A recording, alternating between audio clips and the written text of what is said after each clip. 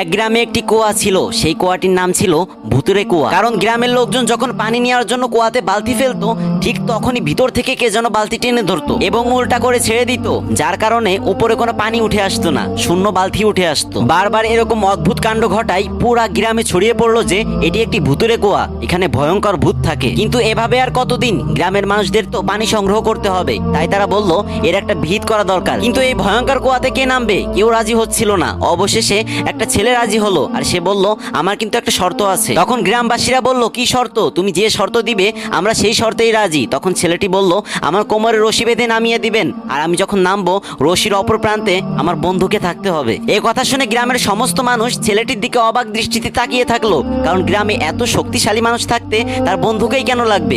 প্রথম তারা ছেলেটিকে বিষয়টা বোঝানোর চেষ্টা করলো, কিন্তু ছেলের এক কথা, সবার সাথে তার বন্ধুকে থাকতেই হবে। তারপর তার বন্ধুকে খুঁজে আনা হলো এবং ছেলেটির কোমরে রশি বেঁধে তাকে কুয়ার ভিতর নামিয়ে দেওয়া হলো। এবং কুয়ার ভিতর সে গিয়ে দেখলো একটা বানর বসে আছে। এই বানরটি এতদিন বালতি উল্টিয়ে দিত। ছেলেটি বানরটিকে কাঁধে বসিয়ে সবাইকে উপর থেকে রশি টানার নির্দেশ দিল। বানরটি তো যুবকের কাঁধে ছিল, এজন্য স্বাভাবিকভাবে প্রথম দৃষ্টিগোচর হলো বানরের ভয়ঙ্কর চেহারা। হঠাৎ করে এরকম কালো কুচকুচে চেহারা দেখে সবাই ভাবলো ভূতটা মনে হয় উঠে আসতেছে। অমনি সবাই রশি ছেড়ে দিয়ে যে যার মতো দৌড়াতে লাগলো, কিন্তু একটা মানুষ রশি ছাড়লো না।